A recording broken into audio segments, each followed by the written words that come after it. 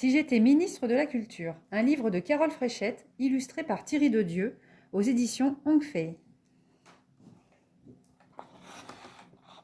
Pendant la Seconde Guerre mondiale, un de ses conseillers suppliait Sir Winston Churchill de couper dans le budget des arts pour renforcer l'effort de guerre.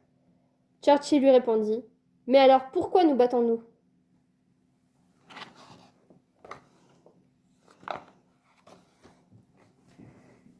Si j'étais ministre de la Culture, je chercherais bien sûr à convaincre mes collègues du gouvernement de l'importance de soutenir les arts et la culture, et bien sûr, ils m'écouteraient d'une oreille bienveillante.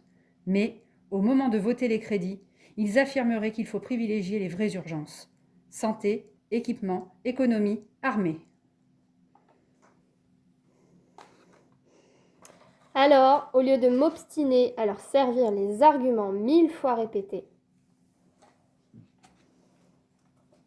je décréterai sur le champ la tenue de journées sans culture, journée où toute activité artistique, toute manifestation de vie culturelle serait absolument interdite.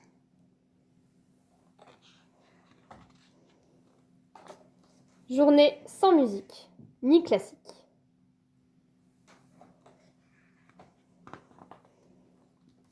Ni jazz.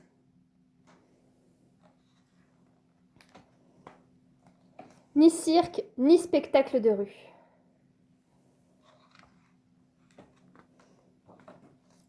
Pas de danse.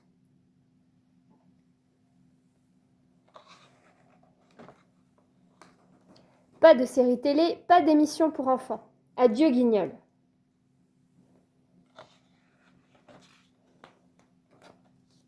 Tous les iPods verrouillés, tous les clips de YouTube brouillés. Pas de cinéma, ni en salle, ni sur les écrans personnels.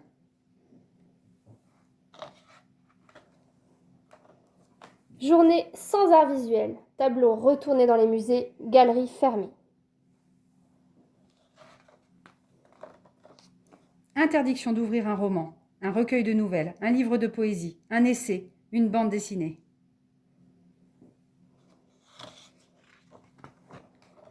Interdiction de jouir des beautés architecturales. Au besoin, des dispositifs seraient distribués pour s'assurer que l'œil ne puisse attraper la courbe agréable d'une corniche, la ligne élégante d'une façade.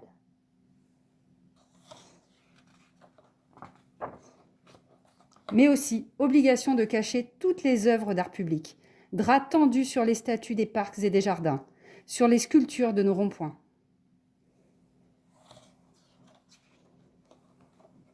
Les vêtements, chaussures et chapeaux ne devraient plus être influencés par les créateurs. Seul un modèle unique serait homologué.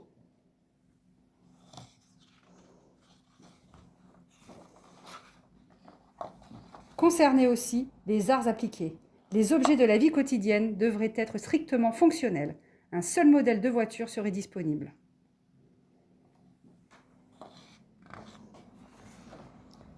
Combien de temps dureraient ces journées sans culture ?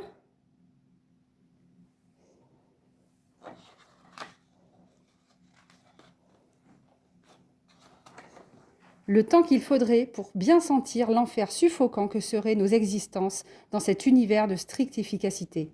Univers sans images provocantes, sans créations intrigantes, sans phrases bouleversantes, sans musique entraînante.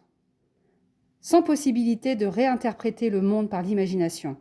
Le temps qu'il faudrait pour sentir le manque, la sécheresse, la déprime profonde. Le temps que mes collègues eux-mêmes commencent à manquer d'air et réclament leur film de fin de soirée, leur livre de chevet, leur petite histoire avant de se coucher.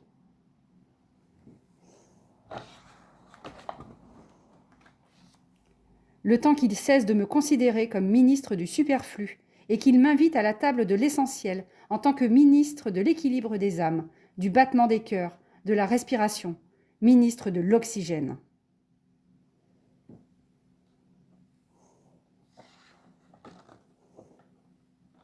Ce texte a été écrit à l'invitation du Conseil québécois du théâtre à l'occasion de la campagne électorale québécoise de 2014.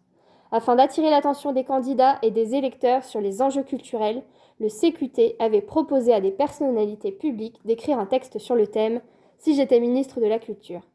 Ainsi m'est venue l'idée de cette petite forme entre opinion et fiction, qui est ici adaptée pour un auditoire encore plus vaste. Carole Fréchette.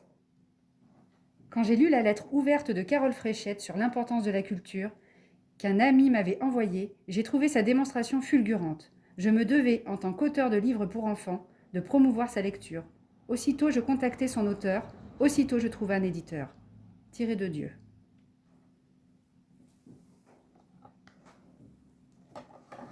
Que serait notre monde sans culture? Un enfer où l'on dépérit asphyxié. Pour continuer à respirer et à vivre, Lis et passe à ton voisin.